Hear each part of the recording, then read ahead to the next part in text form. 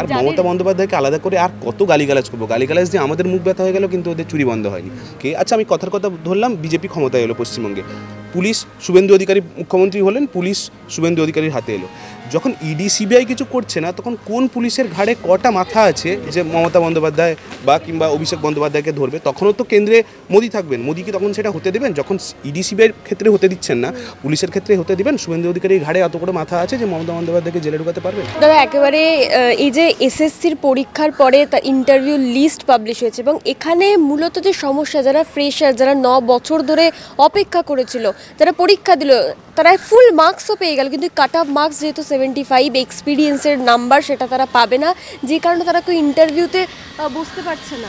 এটা না প্রথম দিন থেকে আমরা বলে আসছিলাম যে মমতা বন্দ্যোপাধ্যায় যে কোনো একটা পরিস্থিতিতে পুরো প্যানেলটাকে বাতিল করবেন, যাতে এই বিষয়টা আবার কোর্টে যায়, কোর্টে গিয়ে আবার বিষয়টা আবার মামলার মধ্যে আটকে যায়, যাতে নতুন করে কোনো নিয়োগ না করতে হয়। সেই জন্য মমতা বন্দ্যোপাধ্যায় প্রথম থেকে একটা চাল চেলে রেখেছিলেন, এবং তারই আমরা একটা প্রতিফলন এখানে দেখছি, এবং এটা হয়ে আসবে।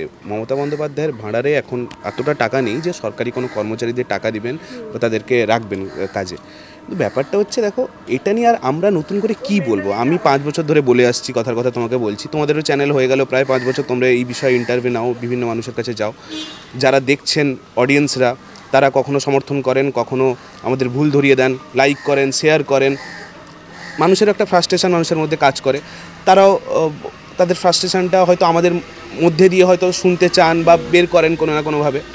সবটা হচ্ছে, কিন্তু এই যে মমতা বন্দ্যোপাধ্যায় এবং তার দল এতদিন ধরে চুরি করছে, এগুলোর বিকল্প কি এইটা হতে পারে যে অনুভব মাইতি প্রতিবাদ করবে, তুমি ইন্টারভিউ নেবে, অডিয়েন্স শুনবে? নাকি মমতা বন্দ্যোপাধ্যায় এবং যারা যারা চুরি করছেন, যারা দুর্নীতিতে যুক্ত আছেন, তাদেরকে জেলে পোড়াটা ছিল ফার্স্ট প্রায়োরিটি, এবং সেইটা হচ্ছে না? আমরা দেখো, একটা চোর চুরি করবে সেটাই স্বাভাবিক। মমতা বন্দ্যোপাধ্যায় এবং তার ওই যে চামচা বেলচা যারা আছে দলে, তারা চুরি করবে, এবং এটা আমরা গালিগালাজ দিয়েও চুপ করাতে পারবো না। চুপ করাতে পারলে প্রথম দিনই ওরা হয়তো থেমে যেতেন আর চুরি করাটা বন্ধ করে ফেলতেন। কিন্তু ব্যাপারটা হচ্ছে, যাদের দায়িত্ব ছিল, চোর চুরি করবে যেমন স্বাভাবিক, তেমনি পুলিশ, তারা যদি চোরেদের সাথে যুক্ত হয়ে যায়, সেটা হয়ে যাবে নিউজ। আমরা সেইটা নিয়ে এখন বেশি কথাই বলছি না, যে কেন ইডি কিংবা সিবিআই দিনের পর দিন এত চুরি হওয়ার সত্ত্বেও কেন তাদের হাত পা বেঁধে রেখেছেন নরেন্দ্র মোদী, কেন তাকে জেলে পোড়া হচ্ছে না? আজকে আমরা এই বিষয়টা নিয়ে প্রশ্নটা তুলতে ভুলে গেছি, এবং কোথাও না কোথাও এইটা যদি নরেন্দ্র মোদীরা করে ফেলতেন, তাহলে এই যে এতগুলো প্রজন্ম, যাদের তুমি কথা উল্লেখ করলে, যে 9 বছর ধরে তারা চাকরি পায়নি, সিঙ্গুর থেকে শুরু করে, আমি বলছি সিঙ্গুরে ছেলে মেয়েদের যাদের বয়স এখন 50-55 হয়ে গেছে, তুমি 25টা বছর পেরিয়ে যাও না, 2008 নয় তো, প্রায় 25-27 বছর পেরিয়ে যাও, তারা তখন যে একটা জীবনযাপন তারা করতে পারতো, যদি ওখানে একটা কলকারখানা হতো, তাদের জীবনটা কতটা পাল্টে যেত। আজকে সেখানে তুমি সিঙ্গুরে যাও, তাদের মুখের কথা শুনবে, তারা বলবে আমরা একটা বড় ভুল করে ফেলেছি। যে একটার পর একটা প্রজন্ম ওরা নষ্ট করে গেল মমতা বন্দ্যোপাধ্যায়রা, তার খেসারত মানে আমাদেরকে চুকাতে হবে কিনা আমরা জানি না, আর কীভাবে আমরা চুকাবো সেটাও আমরা জানি না। যদি কেন্দ্রীয় সরকার তদন্ত করে যদি সেইখানেই বন্ধ করতে পারতেন, আজকে এতগুলো ছেলেমেয়েকে রাস্তায় আজকে বসতে হতো না। আমরা কি সমব্যথী হতে পারি খুব বেশি হলে, যেসব ছেলেমেয়েদের সাথেই ঘটনাগুলো ঘটছে, কিন্তু আমাদেরও হাত পা বাঁধা। আমরা কী করবো? আমরা তো ক্ষমতায় নেই যে মমতা বন্দ্যোপাধ্যায়কে জেলে ঢুকাতে পারবো। যাদের দায়িত্ব ছিল তারা যদি না করতে পারে, খারাপটা আমাদের সেইখানে লাগে। আর মমতা বন্দ্যোপাধ্যায়কে আলাদা করে আর কত গালিগালাজ করবো? গালিগালাজ দিয়ে আমাদের মুখ ব্যথা হয়ে গেল, কিন্তু ওদের চুরি বন্ধ হয়নি। আর কত গালিগালাজ করবো? এইটাও বললাম, যদি বিজেপি করতে পারতেন, এবং বিজেপির মানুষকে এখন আশা দেখানো হয় নাকি ক্ষমতায় এলে তারপরে অ্যাকশান নেবে। তুমি ভাবো তো, যে দেশের সবচেয়ে বড় সংস্থা, হচ্ছে ইডি সিবিআই, যারা এই কাজটা করতে পারে, তাদেরই যদি হাত পা বেঁধে রাখে। আচ্ছা, আমি কথার কথা ধরলাম, বিজেপি ক্ষমতায় এলো পশ্চিমবঙ্গে, পুলিশ শুভেন্দু অধিকারী মুখ্যমন্ত্রী হলেন, পুলিশ শুভেন্দু অধিকারীর হাতে এলো। যখন ইডি সিবিআই কিছু করছে না, তখন কোন পুলিশের ঘাড়ে কটা মাথা আছে যে মমতা বন্দ্যোপাধ্যায় বা কিংবা অভিষেক বন্দ্যোপাধ্যায়কে ধরবে? তখনও তো কেন্দ্রে মোদি থাকবেন, মোদিকে তখন সেটা হতে দেবেন? যখন ইডি সিবিআইয়ের ক্ষেত্রে হতে দিচ্ছেন না, পুলিশের ক্ষেত্রে হতে দিবেন? শুভেন্দু অধিকারীর ঘাড়ে এত বড় মাথা আছে যে মমতা বন্দ্যোপাধ্যায়কে জেলে ঢুকাতে পারবেন? এটা হচ্ছে, আর কোনো বিকল্প নেই। মানে এদেরকে যদি থামাতে হয়, অন্য একটা কোনো দলকে সামনে নিয়ে আসতে হবে, বামপন্থী হোক, জোটের কোনো সরকার হোক, তারা যদি এগিয়ে আসে, আমার মনে হয় সেইখানে একটা পরিবর্তন আসা সম্ভব। তাহলে এই ছেলেমেয়েদের আমরা সমব্যথী হতে পারি, আমরা ইন্টারভিউ করে যেতে পারি, তুমি আমার ইন্টারভিউ নিয়ে যাবে, আমিও বলে যেতে পারি, মানুষ শুনে যেতে পারেন, এর বেশি আর কিছু হবে না। নতুন প্রজন্ম তারা যে শিক্ষকতায় আসতে চাইছে, সেটাও তো দিনের পর দিন হচ্ছে না। শিক্ষা ব্যবস্থা যেভাবে তলানিতে চলে যাচ্ছে, ওটাই হয়তো কোথাও না কোথাও তৃণমূল কংগ্রেস চেয়েছিল, যে যদি ছেলেমেয়েরা এরা যে শিক্ষিত হয়ে যায়, তাহলে হয়তো তৃণমূলের ঝান্ডা নিয়ে রাস্তায় হাঁটার আর কেউ থাকবে না, যদি ছেলেমেয়েরা শিক্ষিত হয়ে যায়। সেইটা হয়তো কোথাও না কোথাও মমতা বন্দ্যোপাধ্যায় যেমন বলেছিলেন, অনেকগুলো মিটিং মিছিল থেকে বলেন যে আমি আগামী 100 বছরের জন্য একটা তৃণমূল কংগ্রেসের প্রজন্মকে তৈরি করে দিয়ে যেতে চাই, সেটি হয়তো করে দিয়ে যেতে চাইছেন, ছেলেমেয়েদের অশিক্ষিত রাখতে চাইছেন, যাতে কেউ ওই বোমা বাঁধেন, তারপরে কেউ গুন্ডামি করেন, কেউ মনোজিৎ মিশ্রনাথ তাদের মতো ছেলেদের তৈরি করতে পারেন, সঞ্জয় রায়দের মতো ছেলেমেয়েদের তৈরি করতে পারেন। এইটাই মমতা বন্দ্যোপাধ্যায় যদি এখন একটা টেন্ডেন্সি হয়ে যায়, এটাই স্বাভাবিক যে কোনো শিক্ষক, কোনো ছেলেমেয়েরা ভবিষ্যতে আইএএস হতে পারবে না, কেউ ডাক্তার হতে পারবে না, কেউ ইঞ্জিনিয়ার হতে পারবে না, সবাই দিনের শেষে তৃণমূলের ঝান্ডা নিয়ে রাস্তায় গিয়ে মিটিং মিছিল করবে, অভিষেকের মিছিল ভরাবে, মমতার মিছিল ভরাবে। এবং এই যে এত কিছুর পরে শুভেন্দু অধিকারীদের মতো বিজেপির নেতারা তারা বারংবার বলে যে অভিষেক বন্দ্যোপাধ্যায়কে গ্রেপ্তার করা হবে, কিন্তু তারপরেও যাদেরকে গ্রেপ্তার করা হয়, এই শিক্ষা দুর্নীতি গ্রেপ্তার করা হয়েছিল, তারাও এখন জামিনে বাইরে। এটা আমরা অনেক দিন আগে বলেছিলাম যে কোনো যদি একটা সৎ ইচ্ছা থাকতো তাহলে এতদিনে তুমি যারা বেরিয়ে এসছে তাদের তো দূরের কথা, আমি বলছি আরও মমতা বন্দ্যোপাধ্যায় থেকে অভিষেক বন্দ্যোপাধ্যায় তারাও জেলে যেতেন। দেখো দিল্লিতে কেজরিওয়াল ওই আবগারি দুর্নীতি করেছে কি করেন তার কোনো প্রমাণ পাওয়া যায়নি, সন্দেহ করে 100 কোটি টাকার দুর্নীতি, তাকে সন্দেহ করে প্রায় 1.5-2 মাসের মধ্যে তাকে জেলে ঢুকিয়ে দিল। সন্দেহ করে একটা মানুষের উপর তাকে জেলে ঢোকানো যায়, আর এখানে হাজার হাজার কোটি কোটি টাকার প্রমাণিত দুর্নীতি, যেটা কোর্ট থেকেও বলে দিচ্ছে যে সিবিআই কী তদন্ত করছে, ইডি কী তদন্ত করছে, এত প্রমাণ থাকা সত্ত্বেও এদেরকে জেলে ভরা হচ্ছে না, এটা কোনো কাকতালীয় হতে পারে না। এবং শুভেন্দু অধিকারীরা এখন বাজার গরম করতে এটা বলতে পারে, এমনকি না আমি না কালকেই কোনো একটা চ্যানেলে কোনো ইন্টারভিউতে দেখছিলাম বা কোনো লেখায় পড়ছিলাম, আমার এক্স্যাক্টলি মনে নেই, একজন লিখেছে বিজেপির সমর্থক যে বা কোনো একজন বিশ্লেষক কেউ একটা বলেছিলেন যে নরেন্দ্র মোদী না চাইলেও নাকি পশ্চিমবঙ্গে বিজেপি ক্ষমতা এবারে আসছে এবং শুভেন্দু অধিকারী দেখিয়ে দেবে।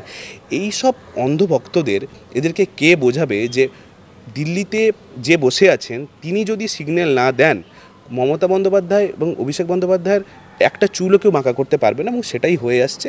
এবং এটা তো অভিজিৎ গাঙ্গুলিও সে বলেছেন, উনি হয়তো একটু দেরি করে রিয়ালাইজ করলেন, কিন্তু এই যে ভালো অ্যাটলিস্ট করেছেন, সময় থাকতে থাকতে করে ফেলেছেন, ভোটটা আসার আগে করে ফেলেছেন।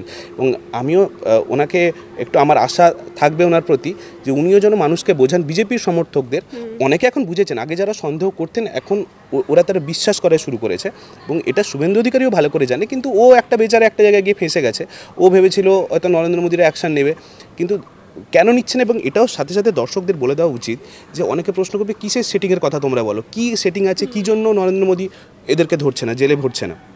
তার একটাই কারণ, দিল্লিতে এখন নরেন্দ্র মোদী সরকার তো উইক কোনো না কোনোভাবে। আগে যখন 303টা সিট ছিল, আর এখন একটা এনডিএ পুরো জোটটা তারা ওই 270 না 280 সম্ভবত এরকম কিছু আছে, খুবই মানে তাদের উইক পয়েন্টে একটা একদম আছে। এখন যখন বিল পাস করাতে হবে, কোনো দেশে কোনো বড় বড় বিল পাস করাতে হলে, তখন মমতা বন্দ্যোপাধ্যায় এবং তার যে 29-28 জন এখন এমপি, ওই 28 জন এমপির একটা বড় হাত লাগবে। কি যদি মমতা বন্দ্যোপাধ্যায় ডাইরেক্টলি এনডিএর হয়ে ভোট না দিয়েও যদি চুপচাপ অ্যাবস্টেন করে যায়, ভোটটা না দিয়ে আস্তে করে বেরিয়ে যায়, তাতেও কিন্তু নরেন্দ্র মোদীরা যে বিলটা আনছেন সেটা কিন্তু পাস হয়ে যায়। এবং অনেক ক্ষেত্রে আমরা দেখেছি এটা এরকম হয়েছে যে মমতা বন্দ্যোপাধ্যায়ের এমপিরা ভোটে মানে কোনো বিল আসছে, সেই বিলের এগেনস্টে ভোট না দিয়ে আস্তে করে অ্যাবস্টেন করে যাচ্ছে, কোনো ভোটই দিচ্ছে না আস্তে করে, বা সেদিন অনুপস্থিত থেকে যাচ্ছে মানে তোমার লোকসভাতে বা রাজ্যসভাতে। তো এতে কি হয়, ইনডাইরেক্টলি বেনিফিশিয়ারি হয়ে যাচ্ছে নরেন্দ্র মোদী, যাতে বিলটা ইজিলি পাস হয়ে যায়। ঠিক এই কারণে নরেন্দ্র মোদী চাইছেন বাংলা চুলোয় যাক, আমাদের কিছু যায় আসে না, কিন্তু আমাকে আমার গদিটা স্ট্রং রাখতে হবে, গদিটা বাঁচিয়ে রাখতে হবে। তাই আমি দেশের এখানে বরং প্রধানমন্ত্রী থাকি, বাংলায় মমতা বন্দ্যোপাধ্যায় অভিষেক বন্দ্যোপাধ্যায় যেমন দুর্নীতি করছেন তেমন করুক, তাতে আমার কোনো আপত্তি নেই। এবং যে দেখো তো মানে যে প্রধানমন্ত্রী স্টেজে শুভেন্দু অধিকারীকে বসিয়ে বলেছিলেন যে আমি দুর্নীতির বিরুদ্ধে লড়তে চাই, এবং যে শুভেন্দু অধিকারী আমরা জানি 2020 সালের আগে কতটা দুর্নীতি করেছেন, এবং আমি ব্যক্তিগতভাবে বলতে পারি আমিও কাঁথির ছেলে, শুভেন্দু অধিকারীও কাঁথিতে থাকেন, আমার বাড়ি ওনার বাড়ি খুব একটা ডিস্টেন্সে ছিল তা নয়।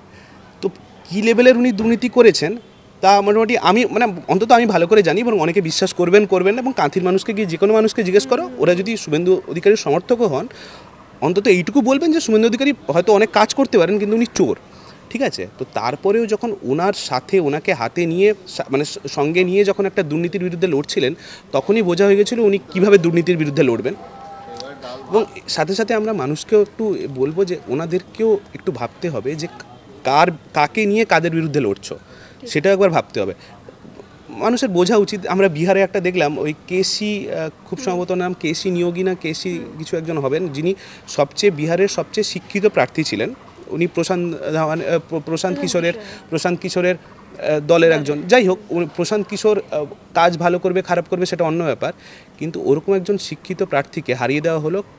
কে তার বদলে জিতলেন? বিজেপির একজন প্রার্থী সঞ্জয় কুমার সিং, যার বিরুদ্ধে ভুরি ভুরি অভিযোগ আছে, তার অনেক ভিডিও সামনে উঠে এসছে। বিহারের মানুষরা কী করলেন? ওনাকে বেছে নিলেন, সঞ্জয় কুমারকে। তো এতে মানুষকেও বুঝতে হবে যে আমরা কাকে নিয়ে কার বিরুদ্ধে লড়ছি। আমরা চোরকে দিয়ে আবার চোরের বিরুদ্ধে লড়ছি না। তো সেইটা যদি মানুষ বুঝতে পারেন, আমি বিশ্বাস করব তৃণমূল কংগ্রেসকেও সরানো সম্ভব। বাংলায় যে আসল একটা পরিবর্তনের কথা বলছেন, চোরকে দিয়ে পরিবর্তন করে কোনো লাভ হবে না। যদি সত্যি করে পরিবর্তন করতে চান, এমন মানুষকে আপনারা একটু সময় নিন, ভাবুন যে কে তৃণমূল কংগ্রেসকে অ্যাটলিস্ট ক্ষমতা এলে জেলে ভরতে পারে, কোন দলটা জেলে ভরতে পারবে, তাদেরকে যদি ক্ষমতা এনে সত্যি করে পরিবর্তন করতে চান, আমার মনে হয় বাংলার জন্য মঙ্গল হবে। এবং এই বিহারের রেজাল্টের পর কিন্তু এই বঙ্গ বিজেপি ভাবছে যে এখানেও তারা ক্ষমতা দখল। হ্যাঁ, এটা খুব মানে আমার কাছে খুব হাসি লেগেছিল। আমি অনেক বিজেপি সমর্থিত ইউটিউবারকে আমরা দেখেছিলাম খুব লাফালাফি করছে। ওরা না মানে জিনিসটা বোঝেনি যে বিহারে ঠিক কী কারণে বিজেপি জিতেছে। নীতিশ কুমার ঢালাও ভোট পেয়েছে, তার একটা বড় কারণ হচ্ছে নীতিশ কুমার মহিলাদের 10,000 টাকা করে কিন্তু একটা তাদেরকে যেমন এখানে লক্ষ্মী ভাণ্ডার চলে, ভোট প্রক্রিয়া চলাকালীনও দিয়েছে। এবং ঠিক একই জিনিসটা কিন্তু পশ্চিমবঙ্গে হয়। মমতা বন্দ্যোপাধ্যায় একই কাজটা করেন। তো কী কারণে ওরা লাফালাফি করছেন? কোনো বিজেপির যে একটা ঢেউ এসেছিল বলে জিতেছে তা কিন্তু নয়। কারণ অনেক রাজ্যে বিজেপি পড়ে যাচ্ছে, কংগ্রেস উঠছে, এরকম হচ্ছে যাচ্ছে আসছে। কিন্তু এইবারে নীতিশ কুমার কী কারণে ভোটটা পেয়েছিল? মহিলাদের একটা বড় অ্যামাউন্ট টাকা ওদেরকে দেওয়া হয়। ওখানে নীতিশ কুমার আরও একটা ভালো কাজ করেছিলেন, যেটা ভালো কাজ সেটাকে বলতেই হবে, যে মদের যে একটা ব্যবসা চলছিল ওটাকে উনি বন্ধ করেছিলেন, যেখানে উনি ঢালাও কিন্তু মহিলা ভোট পেয়েছেন।